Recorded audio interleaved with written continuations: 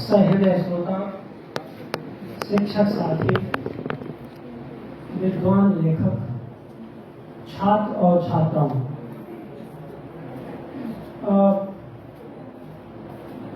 प्रभाकर सिंह नहीं देखा क्या गई ना। सबसे पहले तो हम अपन छोट भाई प्रभाकर सिंह के इस नीमन बढ़िया कार्यक्रम बने जोने के हम शाही आयोजन कहल चाहत है ओकरे बदे बधाई देते। और दूसरा बात ही एक बदे ही बधाई देते कि वो हमार ऐसा उत्तराधिकारी हवन जेकर हम पूर्वाधिकारी हैं, जेकर हम पूर्व पक्ष है। तो बधाई का पात्र एक बदे ही बात प्रभाकर सिंह के कुछ लोगों के घरे में पिछले 6-7 साल से घपसर अंधेर रहा, उनके घरे का डिबरी नहीं चल रहा। प्रभाकर ऐना तो घपसर अंधेरा के न केवल दूर करना बल्कि वही डिबरी में बाती डाल रहे और वो बाती अब जलत बाटे तो वही घर में वो प्रकाश देखात बाटे जो पहले ना ही देखाता है। यही वजह अपन छोट भाई प्रभाकर सिंह के हम बधाई दे चाहते हैं। कहीं तो बाती गई जहां से उदास भयल। जहां तक विषय की बात बाटे तो भोजपुरी जो जनपद बाटे वो जनपद बहुत विशाल, बहुत परिष्कृत और बहुत विपुल बाटे। उमें अब ये रोना रोए का बात नहीं कि हमारे पास साहित्य नहीं, हमारे पास कथा, कहानी, कविता, नाटक, निबंध, कविता गद्य नहीं, बहुत कुछ बाटे। और ये हमें के न भूले के चाहिए कि जौन भारतीय नवजागरण का बात रहा और जौने के हम 19वीं सदी में और 20वीं सदी में हिंदी नवजागरण के नाम से जानीला, वो भारतीय नवजागरण का सचमुच का अगर कोनो प्रतिनिधित्व कैले कोनो भाषा तो भोजपुरी जनपद में भोजपुरी के देश हिंदी नहीं। हिंदी का धीरे धीरे विकास के देश और जो मध्य वर्ग से पहले जुड़े और उसके बाद निम्न वर्ग तक वहां पहुंचने की कोशिश की। लेकिन आप देखिए कि जो भोजपुरी का इतिहास बाटे उनके नवजागरण में जो इतिहास बाटे उन्हें देखी हुस्सेपुर के फतेह बहादुर शाही के 1765 से शुरू कर 1857 का मंगल पांडे का आंदोलन और 1917 के नीलहा आंदोलन, ये जितना आंदोलन भैया सब के सब भोजपुरी क्षेत्र में भैया और बहुत ताकत से भैया। और सभन में एक खास बात ये रहा कि जो साम्राज्यवाद रहा, जो पूंजीवाद रहा, उनसे टकराइना और साथ साथ सामंतवाद से भी धीरे धीरे कि पूरा की पूरा लोहा लेना। हमें के न भूले चाहिए कि वही समय में बाबू कुंवर सिंह पर सैकड़ा गीत लिखा लेना जौने के पढ़ कर जौने के सुन कर भोजपुरी जनपद जागृत भयल, रोमांचित भयल, उमंगित भयल, तरंगित भयल। तो भोजपुरी जनपद पर जो विपुलता बाटे, जो विशालता बाटे, वो एक तरह से बाटे ही कि ओके हमन के कोनो बाइनरी में देखे के जरूरत नहीं कि संस्कृत से भोजपुरी के भिड़ाएगा, हिंदी से भोजपुरी के भिड़ाएगा, अंग्रेजी से भोजपुरी के भिड़ाएगा। लेकिन कोनो जरूरत नहीं। भोजपुरी का आपन जो ताकत रहल, आपन जो सामर्थ्य रहल, वो रचनात्मक रूप से काफी विस्तृत रहल। दिक्कत दूसरा रहल कि भोजपुरी के जो साहित्य रहल, उस साहित्य में आलोचना का विवेक और इतिहास बोध गायब है। यानी हमारे जो भोजपुरी क्षेत्र में काम भयल, जो लिखक पढ़ रहे ओकरे के समाज से कैसे जोड़ी, कैसे पहुंचाई जनता तक, ओकरे जो आलोचनात्मक विवेक जो हिंदी में शुरू में आई रहा वो भोजपुरी हमेशा मिस करते रहल। और आज जो विधागत जो संकट बाटे वो रचना का संकट न है भोजपुरी में, सबसे बड़ा संकट बाटे वह आलोचना का। यहाँ भोजपुरी के भगवत प्रसाद द्विवेदी जैसे दिग्गज विद्वान बैठल मान, मृत्युंजय नारायण सिंह जैसे दिग्गज उपन्यासकार बैठल मान, और प्रकाश उदय जैसे दिग्गज कवि बैठल मान। ये सब प्रतिनिधि चेहरा हमारे भोजपुरी का।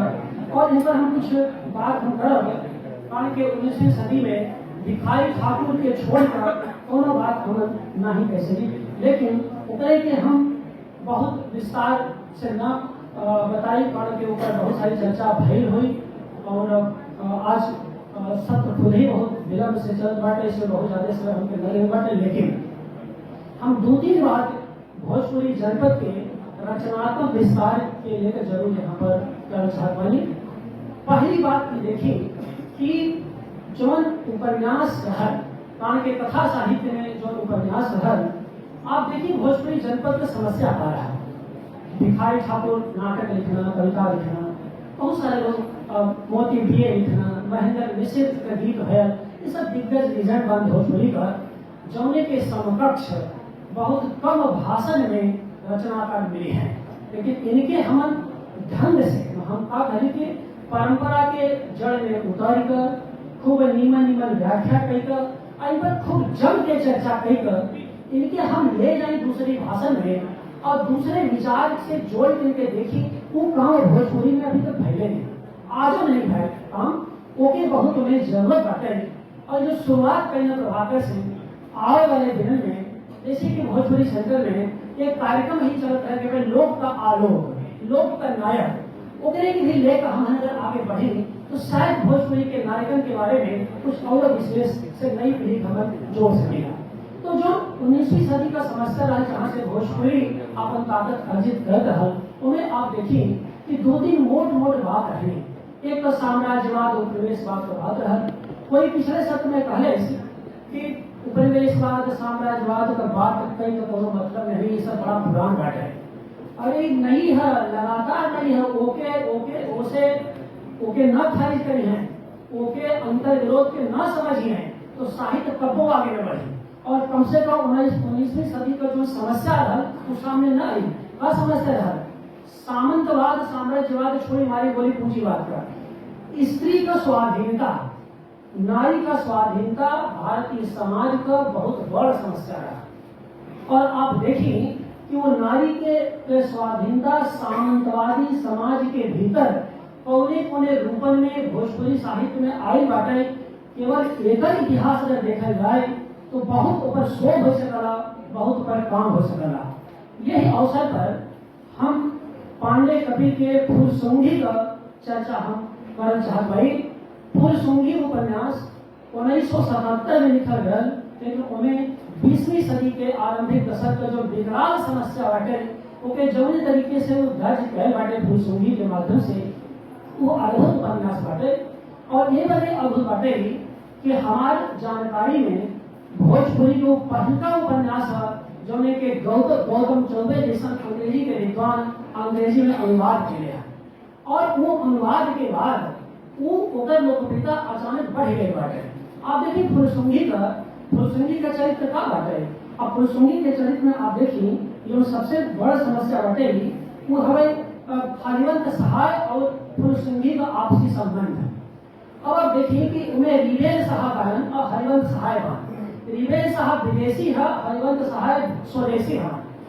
रिवेल साहब विदेशी होकर स्वदेशी का बना वो लिखने वाले शुरुआती उपन्यास के में, लेकिन यह हरिवंत सहाय स्वदेशी होकर विदेशी मार्ग का व्यवहार करवाना, ये पर जो नजर बाटे लेखक पांडे का वो अद्भुत नजर बाटे।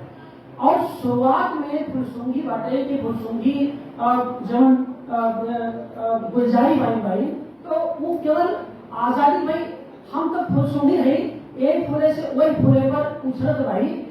शुरू में उस स्वाधीनता, स्त्री के स्वाधीनता का जो चिंतन रहा कि और बात बाटे जिसमें सफलता को निर्वाह नहीं है, वो अलग बात बाटे कि आधा रास्ते में फुलसुंगी फिर जाकर फिर हरिवंत सहाय के यहाँ रहनी और फिर ऐसो आराम की जिंदगी जिया होनी। ओकर सबसे बड़ बात है कि हरिवंत सहाय सामंतवादी सोच का व्यक्ति, और उपन्यास का नजर आप देखिए कि धीरे धीरे हरिवंत सहाय खुद ही सामंतवाद से उड़ाई गया, ऐसो आराम से उड़ाई कर असर राजपाट फुलसुंगी के छोड़ कर निकल गए।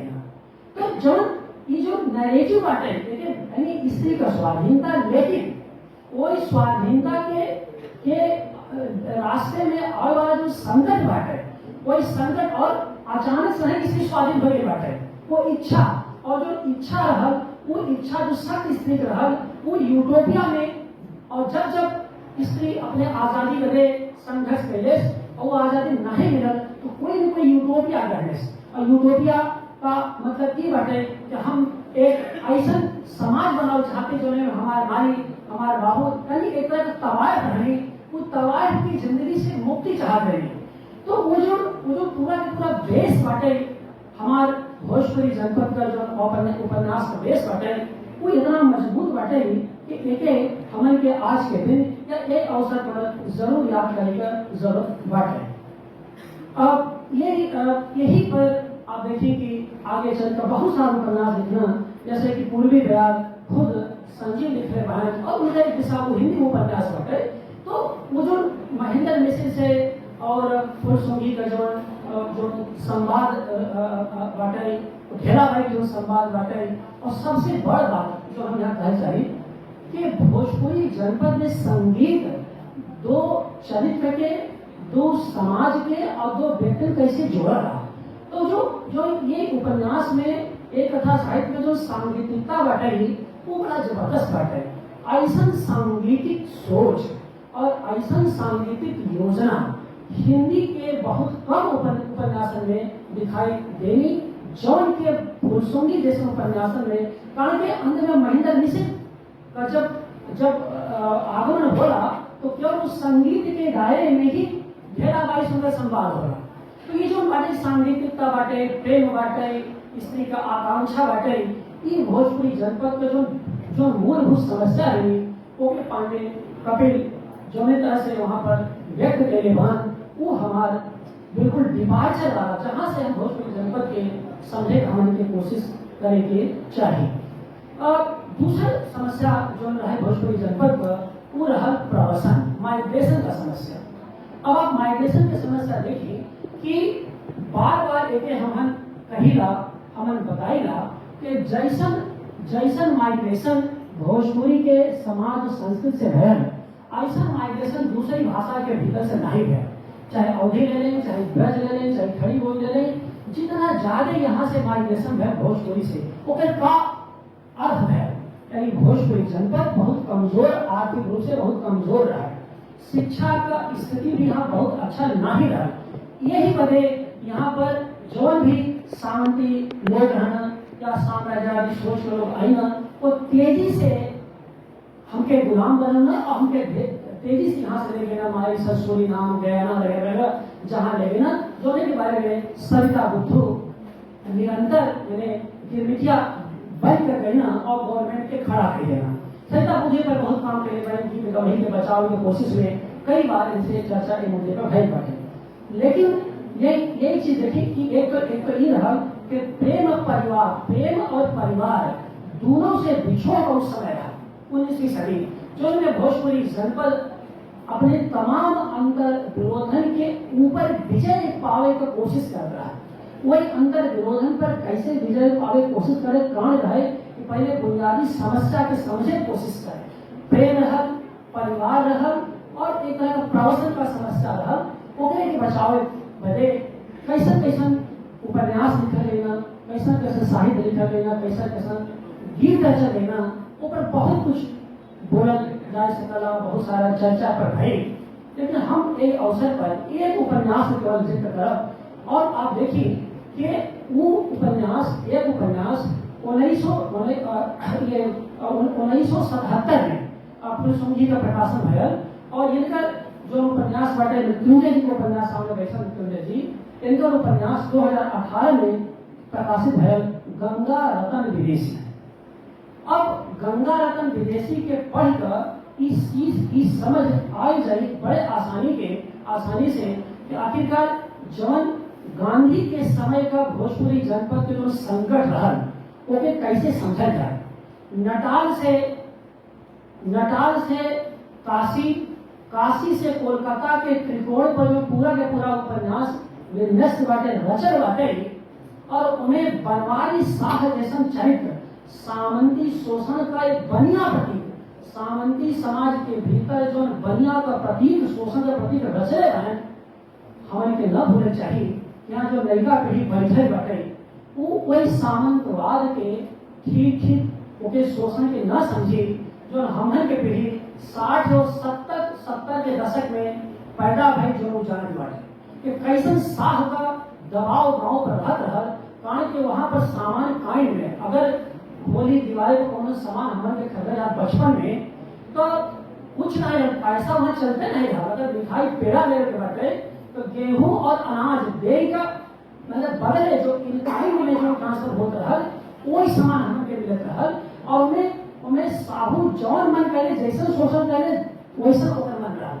बनवारी साहू के चरित्र का खड़ा देकर मृत्युंजय जी जौन एक गंगा रत्न विदेशी में गंगा रत्न विदेशियों चरित्र रहा है और उनके बाद एक पीढ़ी है पीढ़ी माने पहले वो गुलाम महीना रेहन पर फिर उनका बेटवा रेहन पर है और सबसे बड़ बात रेहन पर रखे के बात नहीं, रेहन पर रखू के बात यहाँ नहीं, वो तो काशीनाथ उपन्यास लिखा ही मानेंगे। मुख्य बात ये बात है कि एक एक कैसे मुक्ति चाहिए, कोई मुक्ति बदे सेवा से जुड़कर जौन सूत काटिका चरखा चलाए का जो पैसा मिली उसे अपन जमीन हम छोड़ाई तो समस्या भी वहां खड़ा के लेवान और समाधान भी वहां खड़ा के लेवान।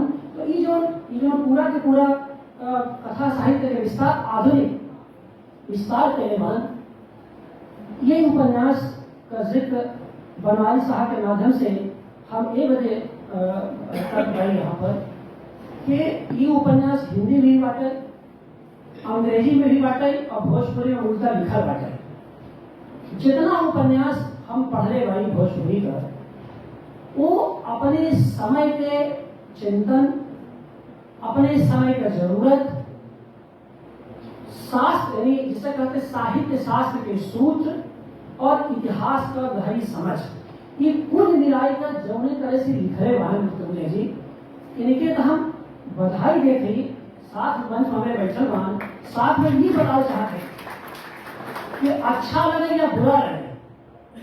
आई भोजपुरी अध्ययन केंद्र का हम 7 साल समझ करें, 7 साल हम हमेशा कही ये बात कि भाई तू लोग हर आलोचना पर गाली मत देवल करा, अगर हर आलोचना पर तू लोग गाली देवा, तू लोग निंदा करवा और आई हो माई आई हो बाबू करवा तो भोजपुरी का साहित्य का विकास न होगी।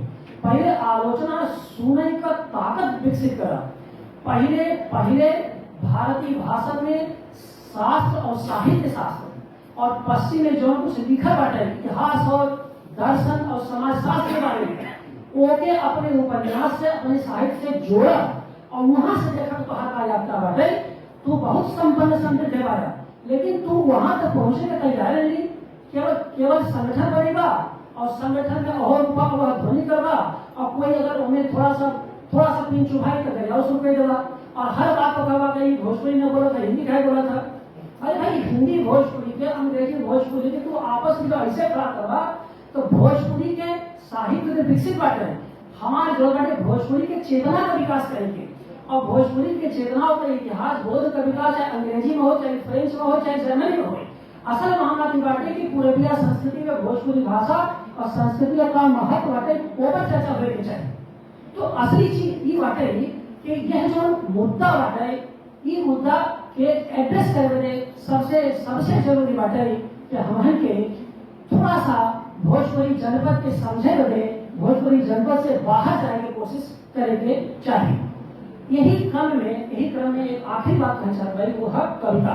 बहुत सारी कविता में तो जबरदस्त ऐसा कविता संग्रह आया मान और ऐसा कविता लिखल भाई कि पढ़त लगा के वाह कई बार हिंदी के लेकर बहुत हो रहे कि भाई यह जो लगातार कविता संग्रह आवत बहन चाहे इनकर मृत्युंजय जी का द्रौपदी हो अथवा यहाँ बैठा प्रकाश उदय का अर्ज नहीं हो रहा। पूरी जिम्मेदारी से बात हम कहना चाहते हैं कि यह जितना भोजपुरी कविता संग्रह आलमान अर्ज नहीं हो रहा उन्हें अकेला संग्रह बाटे जो कौनो भाषण के समकक्ष लिखल कविता साहित्य में खड़ा हो सकता आप भोजपुरी भाषा के देवदूत का ताकत का समझे कोशिश करिए। वो देवदूत का मतलब क्या बाटे? भोजपुरी के अर्ज निहोरा में प्रकाश उदय ने पूरा के पूरा जिसे काव्य शास्त्र मन कहेला, जौने की साहित्य शास्त्र कहेला, ओकरे भीतर जाने अनजाने प्रवेश करके आपन कविता लिखले हैं। और चाहे ओके संरचनावाद से व्याख्या करें, चाहे नई समीक्षा शैली से बात करें, चाहे विखंडनवाद से बात करें, चाहे उत्तर सत्यवाद एकदम नया थ्योरी बाटे, पोस्ट ट्रुथ जो 2016 साल बाटे, चाहे उत्तर सत्यवाद के बारे में बात करें, कौनो पैरामीटर पर उस संग्रह कौनो भी भाषा के संग्रह के संपर्क खड़ा करे गए बाटे। तो कहने को मतलब बाटे, ओकर मतलब का बाटे, ओकर मतलब सिर्फ ई बाटे कि इन्हें जीवन का यथार्थ कोनो भावुकता ना जौने दिन प्रकाश उदय से कवि भावुकता का शिकार हो चाहिए, वो इतना कविता खत्म हो जाए। जैसे कविता लिखे के भाषा के सारे रहे अंतर वस्तु में भावुकता स्वाभाविक बाटे, लेकिन जब शिल्प में आप यही हैं, जब गढ़ी हैं, तो उन्हें तो ओकरे शिल्प में अपने समय के यथार्थ तो होना ही चाहिए। कारण के जो सोशियोलॉजी ऑफ लिटरेचर का जो डिबेट बाटे, जोने में फॉर्म अगर कंटेंट हम बात करेगा वो भी समझे के पड़ी। अगर ओके आप न समझिए तो ना कविता ठीक से लिख पाई है, ना कहानी, ना कथे करके कुछ नहीं। कहने का मतलब है कि जो हमारे अन्य भारतीय भाषाओं में जो कुछ लिखा जा रहा है, अंग्रेजी से हिंदी में, उसे भी हमको समझने की कोशिश करनी चाहिए। सर्वथा उसे त्याग करके तिरस्कृत करके लगभग वैसा ही होगा कि बंद कमरे में आप उछल कूद कर रहे हैं और बाहर की दुनिया से आपका कोई संवाद नहीं हो रहा है। तो जरूरत है कि कमरे के बाहर निकल करके भोजपुरी जनपद के बाहर जाकर के भोजपुरी जनपद को समझने की कोशिश कीजिए, तब पता चलेगा कि भोजपुरी जनपद कितना ताकतवर है। तो ये मेरी आकांक्षा है, ये मेरी इच्छा है। और एक आखिरी बात इस रूप में कि हमने सब कुछ की चर्चा की, कविता की, कहानी को, उपन्यास की, प्रकाशन की। आज हमारे बीच भोजपुरी के प्रकाशन का कोनो ललचाए के नहीं, और सर्वभाषा ट्रस्ट भोजपुरी भाषा के साहित्य के परोसे बजे प्रस्तुत करे बजे जौन काम करते बाटे, आपके पास अब एक बढ़िया प्रकाशक बाटे। कारण देखिए कोनो साहित्य के लिए, सृजन के लिए संवाद, संपादन और प्रकाशन, तीन तत्वों का बड़ी जरूरत हो है। संवाद, संपादन और प्रकाशन। हम समझते भाई कि तीनों नजरिए से आज भोजपुरी साहित्य स्पंदित हो बाटे, ओकरे स्पंदनशीलता के हमन के समझे का बहुत जरूरत बाटे। और हम उम्मीद करते भाई कि यही आयोजन से इतना नीमन, इतना सुंदर, इतना शानदार आयोजन जो प्रभाकर सिंह कही ना, इस शायद एक दिशा में डिपार्चर बने, शायद कुछ बहुत से शोध बने। आप लोग सुनना, बहुत बहुत धन्यवाद।